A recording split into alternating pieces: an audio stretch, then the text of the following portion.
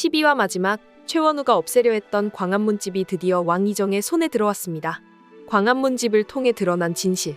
100년 전 용담골 그곳은 단지 전쟁터가 아니었습니다. 그날 연종대왕과 어떤 무관 사이에 벌어진 비밀스러운 이야기. 그것은 지금까지 이어지는 저주와 팔척귀의 근원으로 이어지고 있었죠. 13화에서는 이 비밀이 서서히 풀릴 것으로 보입니다. 구독과 좋아요는 비밀을 푸는 데 도움이 됩니다. 여리와 강철, 이들은 이제 단지 악귀를 상대하는 무당과 이무기가 아닙니다. 나라의 역사를 바로잡고 100년을 이어온 잘못을 끊어내기 위한 심판자의 자리에 서게 됩니다. 궁 안에서는 또 다른 움직임이 시작됩니다. 김봉인이 사라진 지금 대신들의 권력 구도는 다시 재편되고 있고 그 틈을 노리는 자는 의외로 가까운 이일 수도 있습니다. 빼앗겼다. 융갑의 말이 공허하게 남습니다. 어둠 속에서 떠돌던 융갑의 혼령은 강철이란 이무기에게 몸을 빼앗긴 뒤로 줄곧 떠나지 못했습니다.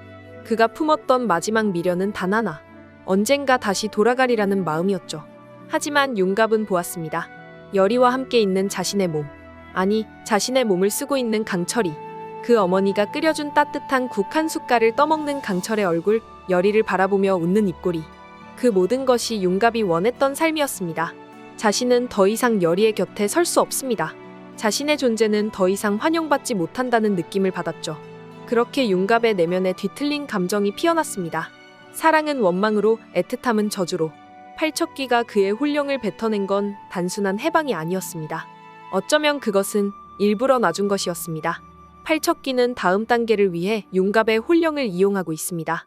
질투와 미련, 절망과 후회는 악령의 통로가 되기에 충분합니다. 그렇게 예고되지 않은 또 하나의 재앙이 씨앗처럼 조용히 그러나 분명하게 움트고 있었습니다. 융갑은 다시 돌아올 수 있을까요? 아니면 전혀 다른 존재로 다시 태어날까요? 용담골. 그 이름만으로도 오래전 피냄새와 불길한 기운이 떠오릅니다. 왕과 강철, 여리 세 사람은 그 땅을 다시 밟았습니다. 하지만 그 누구도 아직 알지 못합니다. 이곳이 단순한 전장의 흔적이 아닌 악귀의 요람이었다는 것을. 여기서 태어났다고 했지. 팔척귀. 내가 그날 나를 봤다고 했어. 강철이 처음으로 진심으로 되뇌는 과거. 100년 전 승천에 실패하고 땅에 떨어졌던 그날. 그날 이무기의 빛이 사라졌고 그날 인간들의 피가 가장 많이 흐른 그곳에서 팔척귀는 태어났습니다. 그는 단 한 사람의 원한이 아니라 전쟁에 짓밟힌 수백, 수천의 백성들. 죽은 자들과 버려진 자들. 그 집단적 절망이 만들어낸 집단 원념 그 자체였습니다.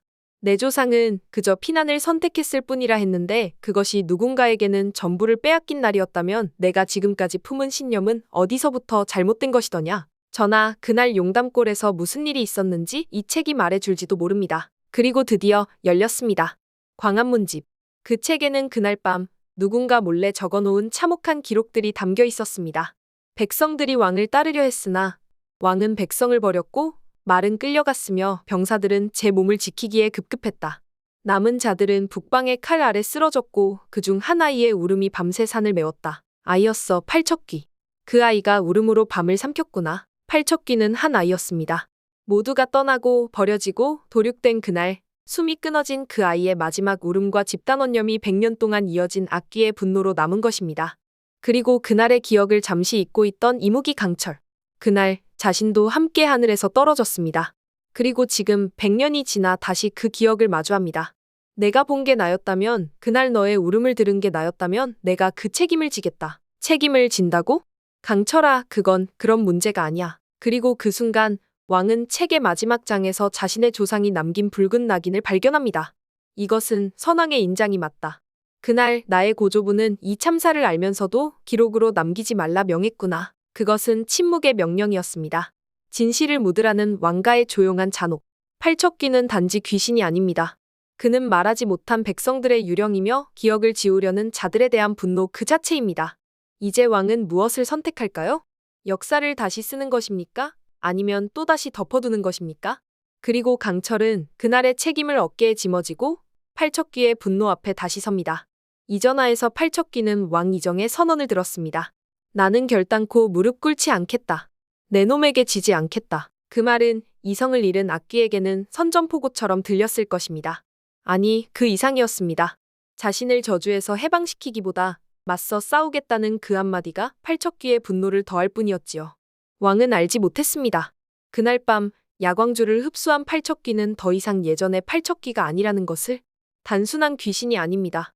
비비의 힘, 이무기의 영역까지 손에 넣은 지금의 팔척귀는 신의 영역을 위협하는 존재로 각성하고 있었으니까요. 그리고 그 분노는 예상치 못한 곳으로 향합니다. 바로 왕의 핏줄, 원자마마를 향해서 말입니다. 무릎 꿇지 않겠다 했느냐. 좋아. 그럼 내 놈의 무릎을 꿇게 해줄 자를 내가 정하지. 그 시각 궁에서는 경계가 느슨해지고 있었습니다. 왕과 강철, 열이가 용담골로 떠난 뒤 궁을 지키는 이는 가섭 스님뿐. 하지만 그는 알고 있었습니다. 야광주를 흡수한 팔척귀의 위력이 이제는 예전과 비교할 수 없다는 사실을. 불력도 경기석도 이번엔 버틸 수 있을지 모르겠구나. 열이는 강철과 함께 떠나기 전 원자마마에게 경기석을 건넸습니다. 자신이 항상 지니고 있던 물건, 귀신의 기운을 막아주는 유일한 부적. 이건 꼭 간직해주세요. 어떤 기운이 느껴지면 절대 손에서 놓지 마셔야 해요. 하지만 그 순간 궁의 한편, 공기를 베고 드는 한기. 경고도 없이 문이 저절로 닫히고 촛불이 꺼집니다. 그리고 어둠 속에서 서늘하게 울리는 한마디. 내 아비가 나를 거부했다. 그 대가를 내 피로 받겠다. 중전은 기운을 느낍니다. 아니, 정확히는 심장으로 그 위협을 직감합니다. 그리고 한 걸음 뒤 원자마마의 방. 창문이 열려있고 그 앞에 선 그림자가 있습니다. 거기 누구냐? 감히 어디를 노리는 것이냐? 두려워하라. 잃는 고통을 너도 느껴야 한다. 바로 그때 문 앞에 선 가섭 스님. 해태상을 붙잡고 경문을 외우며 길을 끌어모읍니다. 그 누구도 이곳을 넘지 못하리라. 부디 열이야 내가 남긴 경귀석이 아이를 지켜다오. 궁은 지금 가장 조용한 밤을 맞이하고 있습니다. 그러나 동시에 가장 큰 위기의 밤을 맞이하고 있습니다.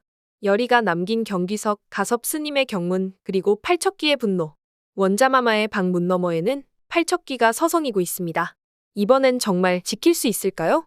100년 전 그날의 침묵과 그날의 아이 울음? 그 모든 것이 지금 팔척귀라는 이름으로 피어오르고 있습니다.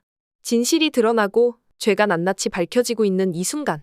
누군가는 무릎을 꿇고 누군가는 과거의 죄값을 치러야 할 것입니다. 이제 시간이 얼마 남지 않았습니다. 열이를 지키겠다고 다짐한 강철. 진실을 직면해야만 하는 왕. 그리고 분노로 태어난 악귀, 팔척귀. 13화는 그 모두의 결심이 충돌하는 밤이 될 것입니다. 끝을 알고 있어도 그 끝을 피할 수는 없습니다. 다음 화 우리가 마주하게 될 진실은 그리 간단하지 않을지도 모릅니다. 귀궁 13화 예측을 재미있게 보셨다면 구독과 좋아요 부탁드려요. 모두의 예고였습니다. 감사합니다.